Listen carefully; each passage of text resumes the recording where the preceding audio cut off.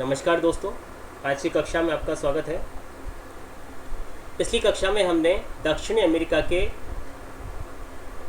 भौतिक तथा राजनीतिक और सांस्कृतिक विशेषताओं के बारे में अध्ययन किया था। उसी क्रम में आगे चलते हुए हम आज दक्षिण अमेरिका के धरातलीय स्वरूप या वहाँ के उच्चावच का अध्ययन करेंगे। किस प्रकार का उच्चावच, किस किस प्रकार के धरातलीय स्वरूप दक्षिण अमेरिका में पाए जाते हैं, इनका अध्ययन आज की कक्षा में किया जाएगा। दोस्तों, यदि धरातलीय स्वरूप के आधार पर दृष्टिपात किया जाए तो दक्षिणी अमेरिका को हम मोटे तौर पर 4 भागों में बांट सकते हैं।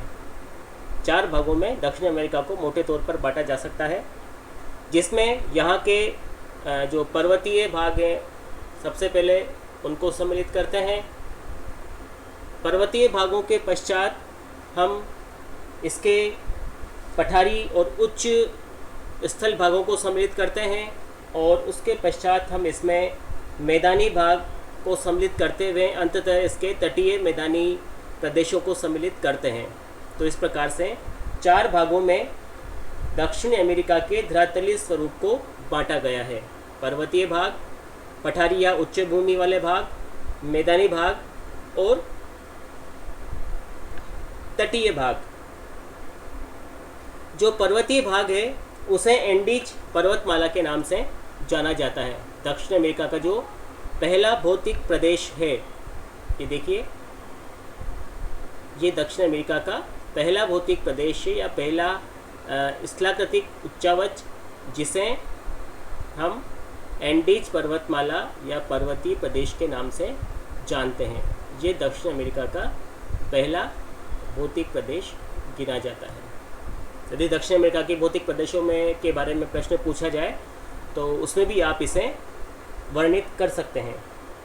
इसके पश्चात जो दूसरा भौतिक प्रदेश है वह उच्च भूमि अथवा पठारी भाग कहलाता है। यानी दक्षिण अमेरिका में 4 पठार या 4 उच्च भूमि वाले प्रदेश हैं। नंबर 1 गुयाना उच्च भूमि, दूसरा ब्राज़ील का पठार, नंबर 2, तीसरा है दोस्तों पेटागोनिया का पठार। जो पेटागोनिया का पठारी भाग है ये यहाँ पर, ये पेटागोनिया का पठार। और नंबर 4 वाला जो हिस्सा है वो है बोलीविया का पठार। तो ये जो 4 हिस्से आपको मैंने प्रदर्शित किए हैं दूसरे भौतिक प्रदेश के, जिसमें पठारी या उच्च भूमि वाले भागों को सम्मिलित करते हैं, वो क्रमशः उत्तर की ओर से हम दृष्टिपात करें तो पहला है आपके गुयाना का पठार या गुयाना उच्च भूमि, दूसरा ब्राज़ील उच्च भूमि, तीसरा यहाँ पर आप देख रहे हैं जो तीसरा है पेटागोनिया का पठार, और चौथा है आपके बोलीविया का पठार। ये यहाँ के पठारी या उच्च भागों में सम्मिलित किए जाते हैं। तीसरा है दोस्तों यहाँ पर मैदानी भाग। मैदानी भाग में सर्वप्रथम ओरोनिको नदी के बेसिन को सम्मिलित किया जाता है। ये जो क्षेत्र है यहाँ पर मैं नंबर 3 डाल देता हूँ, मैदानी भागों में है ओरोनिको नदी का बेसिन। इसके बाद दोस्तों ये अमेजन नदी का बेसिन, ठीक है। और इसके बाद ये है दोस्तों पराना पराग्वे बेसिन। तो ये मैदानी भाग हैं जो तीसरे नंबर पर प्रदर्शित किए गए हैं। ये दक्षिण अमेरिका के मैदानी भाग हैं। सबसे पहले यहाँ पर आप देख रहे हैं ये है ओरोनिको नदी का बेसिन, अमेजन नदी का बेसिन और पराना पराग्वे नदी का बेसिन या मैदानी भाग। 3 भौतिक प्रदेश हो गए या 3 उच्चावच क्षेत्र हो गए। और चौथा जो है दोस्तों वो इसके तटीय मैदानी भागों को शामिल करते हैं, जिसमें है पूर्वी तटीय मैदानी भाग। ये देखिए, ये सारा का सारा पूर्वी तटीय मैदानी भाग है। जितनी भी नदियां हैं, मुख्य नदियां हैं, वो इसी पूर्वी तटीय मैदानी भाग में आकर के गिरती हैं। नंबर 4 यहाँ पर मैं डाल दे रहा हूँ। और ये है यहाँ का पश्चिमी तटीय मैदानी भाग, पश्चिमी तटीय मैदानी भाग अपेक्षाकृत कम चौड़ा है, क्योंकि एंडीज पर्वतमाला यहाँ पर है और एंडीज पर्वतमाला के कारण ये जो पश्चिमी तटीय मैदानी भाग है ये कम चौड़ा है, जबकि पूर्वी तटीय मैदानी भाग है वो अधिक चौड़ा दिखाई देता है। तो इस प्रकार से हमने देखा कि दक्षिणी अमेरिका को मुख्य तौर पर 4 उच्चावच भागों या 4 भौतिक प्रदेशों या 4 धरातलीय स्वरूपों में बांटा जा सकता है। नंबर 1 एंडीज पर्वतीय भाग, जिसे एंडीज पर्वतमाला के नाम से जानते हैं, यहाँ हम इसे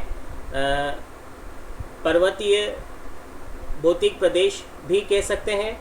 नंबर 2 यहाँ का उच्च अथवा पठारी भूभाग। नंबर 3 मैदानी भूभाग और नंबर 4 तटीय मैदानी प्रदेश। इस प्रकार से 4 भौतिक प्रदेशों में या 4 उच्चावच प्रदेशों में दक्षिण अमेरिका को विभक्त किया गया है। अब हम सबसे पहले एंडीज पर्वतमाला का अध्ययन करेंगे, जिसे दक्षिण अमेरिका का पर्वतीय प्रदेश के नाम से भी जाना जाता है। दोस्तों, एंडीज पर्वतमाला को कार्डिलेरा के नाम से जाना जाता है। कार्डिलेरा एक स्पेनिश भाषा का शब्द है जिसका अर्थ होता है श्रृंखला, क्योंकि ये एक लंबी श्रृंखला के रूप में संयुक्त दक्षिण अमेरिका के उत्तरी भाग से लेकर दक्षिण में केप हॉर्न तक विस्तृत है। देखिए दोस्तों, यहाँ पर ये इसका जो विस्तार है मुख्य रूप से ये कोलंबिया के उत्तरी भाग से लेकर के दक्षिण में केप हॉर्न तक इसका विस्तार पाया जाता है, और यही दक्षिणी अमेरिका की पर्वत श्रृंखला या पर्वतमाला के नाम से इसे जाना जाता है, और इसे एंडीज पर्वतमाला के नाम से भी जाना जाता है। एंडीज पर्वतमाला विश्व की नवीनतम वलित पर्वतमालाओं में से एक है। यह विश्व की सबसे लंबी पर्वत श्रेणी है जो 7200 किलोमीटर लंबाई में विस्तृत है। विश्व की सबसे लंबी पर्वत श्रेणी है एंडीज, जो कि दक्षिण अमेरिका के पश्चिमी तट पर अथवा दक्षिणी प्रशांत महासागर के पूर्वी तट पर स्थित है। ये विश्व की सबसे लंबी पर्वत श्रेणी मानी जाती है। इसकी औसत ऊंचाई 6000 मीटर है। औसत ऊंचाई में हिमालय के पश्चात एंडीज का दूसरा स्थान आता है। हिमालय के पश्चात एंडीज पर्वत का दूसरा स्थान माना जाता है, और सब ऊंचाई की दृष्टि से सबसे अधिक पहला जो स्थान है वो हिमालय पर्वत का माना जाता है। इसकी सबसे ऊंची जो पर्वत चोटी है, इसकी सबसे ऊंची पर्वत चोटी है माउंट एकांकागुआ। माउंट एकांकागुआ इसकी सबसे ऊंची पर्वत चोटी है, जो कि चिली राज्य में स्थित है। लगभग उसकी जो स्थिति होती है वो यहाँ पर आप देख रहे हैं। लगभग इस स्थान पर इसकी सबसे ऊंची चोटी माउंट एकांकागुआ स्थित है, और इसकी ऊंचाई है 6960 मीटर। 6960 मीटर ऊंची माउंट एकांकागुआ पर्वत चोटी है, जो कि इसकी सबसे ऊंची पर्वत चोटी के नाम से जानी जाती है, या इसकी सबसे ऊंची पर्वत चोटी है। और इसकी जो स्थिति है वो चिली की राजधानी सेंटियागो के बिल्कुल समीप है। तो इस प्रकार से यह उत्तर से दक्षिण की ओर लगभग 7200 किलोमीटर की लंबाई में फैली हुई है। इसकी औसत चौड़ाई 160 से 600 किलोमीटर है। इसकी औसत ऊंचाई 6000 मीटर है, तथा इसकी सबसे ऊंची पर्वत चोटी माउंट एकांकागुआ, जो कि चिली तथा अर्जेंटीना की सीमा पर सेंटियागो के निकट स्थित है, उसकी ऊंचाई है 6960 मीटर, और इसे विश्व की सबसे नवीनतम वलित पर्वतमाला के नाम से भी जाना जाता है। तो ये इसकी मुख्य विशेषताएं हो गई। इसके बाद दोस्तों हम अध्ययन करेंगे इसकी प्रमुख विशेषताओं का, या इससे जुड़ी हुई अन्य स्थलाकृतियों का। एंडीज पर्वतमाला को विस्तार की दृष्टि से 3 भागों में बांटा जाता है। तीन इसके भाग किए गए हैं। वो कौन कौन से हैं? सबसे पहले हम देखते हैं उत्तरी भाग, एंडीज पर्वतमाला का उत्तरी भाग, जो कि कोलंबिया और इक्वेडोर राज्यों में फैला हुआ है। ये इसका उत्तरी भाग है, कोलंबिया और इक्वेडोर में। इसके बाद इसका मध्यवर्ती भाग आता है दोस्तों, जो पेरू तथा बोलीविया राज्यों में फैला हुआ है। और इसका तीसरा जो हिस्सा है या इसका तीसरा उपभाग है वो चिली तथा अर्जेंटीना राज्यों में फैला हुआ है। तो इसके तीन हिस्से किए गए हैं। नंबर 1 उत्तरी एंडीज पर्वतमाला, मध्यवर्ती एंडीज पर्वतमाला और दक्षिणी एंडीज पर्वतमाला। उत्तरी जो एंडीज पर्वतमाला है इसका विस्तार 2 राज्यों में है, कोलंबिया और इक्वेडोर, जैसा कि आप यहाँ पर देख रहे हैं। कोलंबिया तथा इक्वेडोर में इसके 3 हिस्से हैं। यहाँ पर इसके 3 हिस्से हैं कोलंबिया और इक्वेडोर राज्यों में, जिन्हें अलग अलग नामों से जाना जाता है। उनके नाम देखते हैं हम यहाँ पर। इसका जो पश्चिम वाला हिस्सा है, यानी ये देखिए यहाँ पर आप, इसके अलग अलग हिस्से हो गए हैं। ये जो पश्चिम वाला हिस्सा है, पश्चिम वाला हिस्सा, इसे कॉर्डिलेरा ऑक्सीडेंटल के नाम से जाना जाता है। पश्चिम वाले हिस्से को कॉर्डिलेरा ऑक्सीडेंटल के नाम से जाना जाता है। मध्य वाले हिस्से को कॉर्डिलेरा ओरिएंटल, पूर्व वाले हिस्से को कॉर्डिलेरा ओरिएंटल के नाम से जाना जाता है। ये कॉर्डिलेरा ओरिएंटल और ये कॉर्डिलेरा ऑक्सीडेंटल। तथा इसके बीच वाला जो हिस्सा है, इसके बीच वाले हिस्से को कॉर्डिलेरा रियल के नाम से जाना जाता है। तो इसके 3 भाग किए गए हैं दोस्तों। नंबर 1 कॉर्डिलेरा ऑक्सीडेंटल, जो कि इसका पश्चिम वाला हिस्सा है। पूर्व वाले हिस्से को कॉर्डिलेरा ओरिएंटल कहते हैं और मध्य वाले हिस्से को कॉर्डिलेरा रियल के नाम से जाना जाता है। इसके 3 भाग हो गए हैं, कॉर्डिलेरा ऑक्सीडेंटल, कॉर्डिलेरा ओरिएंटल और कॉर्डिलेरा रियल। यदि हम कॉर्डिलेरा रियल की बात करें तो आगे जाकर के ये भी 2 भागों में बट गया है। ये आप देख रहे हैं, एक हिस्सा ये हो गया है और एक हिस्सा ये हो गया है। तो ये कॉर्डिलेरा रियल भी आगे जाकर के 2 भागों में बढ़ जाता है। इसकी सबसे बड़ी विशेषता ये है कि कॉर्डिलेरा रियल जो आगे जाकर के 2 भागों में बढ़ जाता है, उसके बीच में एक विश्व प्रसिद्ध झील स्थित है। कॉर्डिलेरा रियल की जो 2 शाखाएं हैं, उनके मध्य में एक विश्व प्रसिद्ध झील स्थित है और उस झील का नाम है मार्केबो झील। ये देखिए यहाँ पर आप इसकी स्थिति देख रहे हैं, ये मार्केबो झील है, विश्व प्रसिद्ध झील, जो कि कॉर्डिलेरा रियल की दोनों शाखाओं के मध्य में फैला हुआ स्थित है। कॉर्डिलेरा रियल उत्तरी एंडीज का उत्तरी एंडीज 3 भागों में बटी हुई है। पश्चिम की ओर वाला हिस्सा कॉर्डिलेरा ऑक्सीडेंटल, पूर्व की ओर वाला हिस्सा कॉर्डिलेरा ओरिएंटल और मध्य वाले हिस्से को कॉर्डिलेरा रियल कहते हैं। कॉर्डिलेरा रियल 2 शाखाओं में बढ़ गया उत्तर की ओर जाकर के, और इन दोनों शाखाओं के बीच में एक विश्व प्रसिद्ध झील है जिसे लेक मार्केबो के नाम से जाना जाता है। इसी क्षेत्र में यहाँ पर 2 प्रमुख पर्वत चोटियाँ भी स्थित है, जिनमें पहला है कोटापेक्सी और दूसरा है चिम्बोरोजो। कोटापेक्सी तथा चिम्बोरोजो यहाँ की 2 प्रमुख पर्वत श्रेणियाँ हैं, जिनकी स्थिति हम यहाँ पर देखते हैं। सबसे पहले हम माउंट कोटापेक्सी की स्थिति देखेंगे।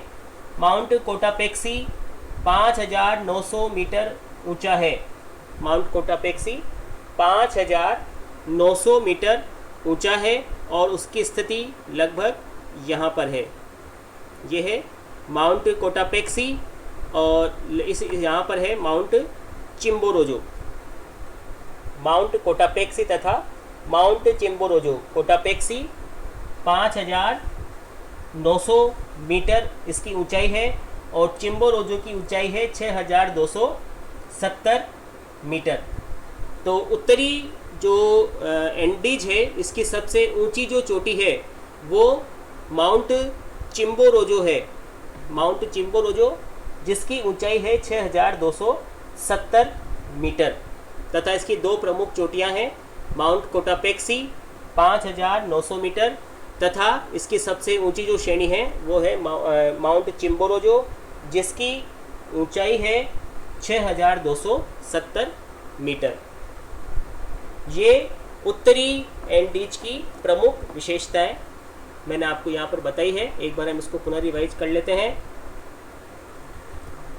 उत्तरी एंडीज जो पर्वत माला का हिस्सा है, एंडीज पर्वतमाला का हिस्सा है, यह दो देशों में है, इक्वेडोर और कोलंबिया में फैला हुआ है। इसे ये जो उत्तरी जो एंडीज है ये 3 भागों में बटी हुई है। कोलंबिया राज्य में इसके 3 हिस्से हो जाते हैं। एक तो है इसमें पश्चिम वाला हिस्सा जिसे कोर्डिलेरा ऑक्सीडेंटल के नाम से जाना जाता है, पूर्व वाला हिस्सा जिसे कोर्डिलेरा ओरिएंटल के नाम से जाना जाता है और मध्य वाला हिस्सा जिसे कोर्डिलेरा रियल के नाम से जाना जाता है। कोर्डिलेरा रियल आगे चलकर 2 भागों में बढ़ जाता है और इन दोनों भागों के बीच में एक विश्व प्रसिद्ध झील है जिसे लेक मार्केबो या मार्केबो झील के नाम से जाना जाता है। उत्तरी एंडीज की 2 प्रमुख पर्वत चोटियाँ हैं। एक तो है माउंट कोटापेक्सी जिसकी ऊंचाई है 5,900 मीटर और दूसरी है माउंट चिम्बोरोजो। ये तो माउंट कोटापेक्सी है 5,900 मीटर और ये माउंट चिम्बोरोजो जिसकी ऊंचाई है 6,270 मीटर। इस प्रकार से उत्तरी जो एंडीज पर्वतमाला है उसका विस्तार 2 देशों कोलंबिया और इक्वेडोर में समाप्त हो जाता है। इसके पश्चात दोस्तों हम आते हैं मध्यवर्ती पर्वतमाला पर जिसे मध्यवर्ती एंडीज के नाम से जाना जाता है। मध्यवर्ती एंडीज पेरू और बोलीविया 2 राज्यों में है। याद रखें, मध्यवर्ती एंडीज का जो विस्तार है वो पेरू और बोलीविया 2 राज्यों में फैला हुआ है। ये इसका मध्यवर्ती भाग है। यहाँ की जो प्रमुख विशेषता है वो ये है कि इस क्षेत्र में 2 बड़ी झीलें पाई जाती है। यहाँ पर 2 बड़ी झीलें विद्यमान हैं जिनके बारे में अभी हम देखेंगे।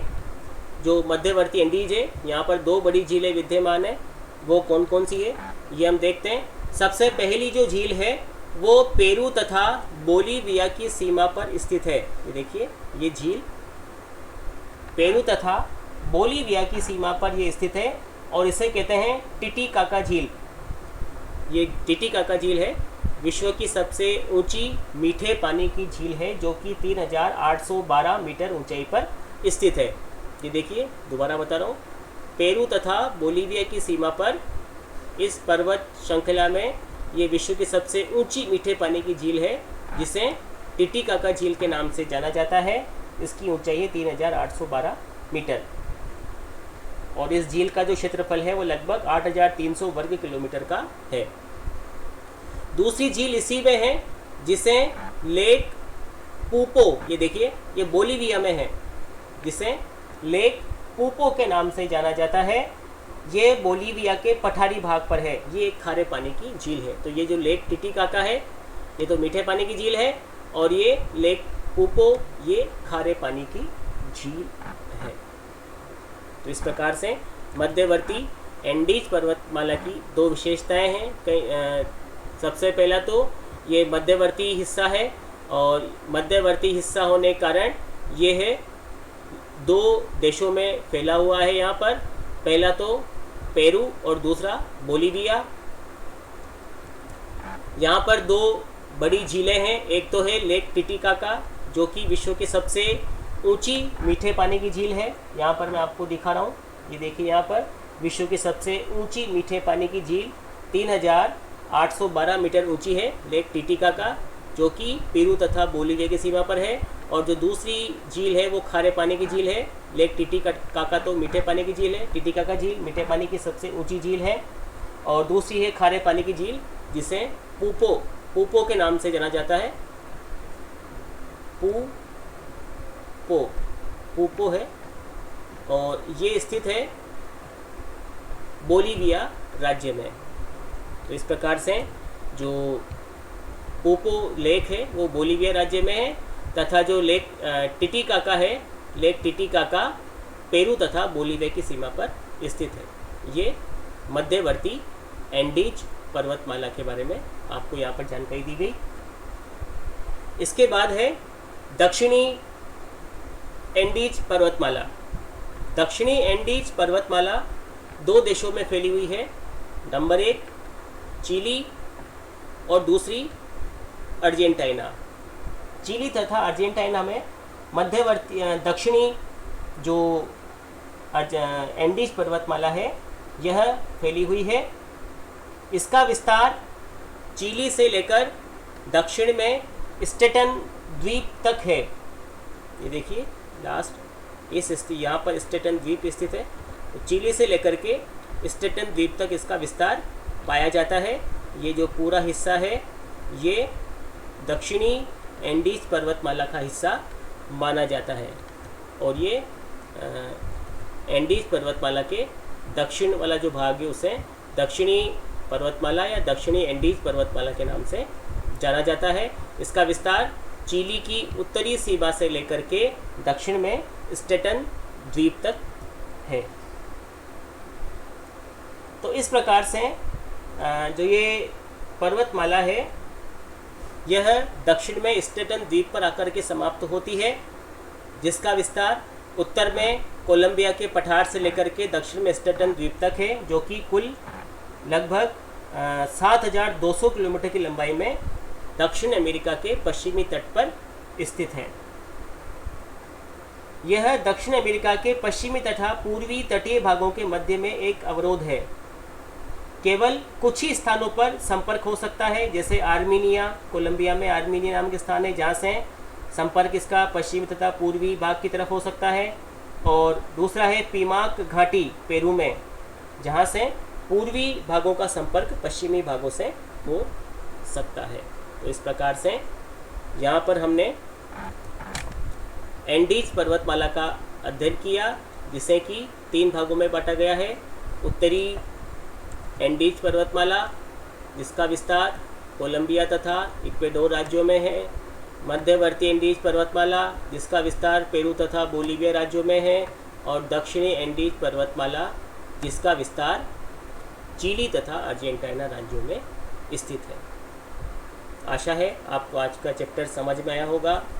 वीडियो को लाइक, शेयर, सब्सक्राइब जरूर करें, और वीडियो से संबंधित जो भी आपको समस्याएं हैं वो चैट बॉक्स में ज़रूर लिखें ताकि उनका उत्तर दिया जा सके।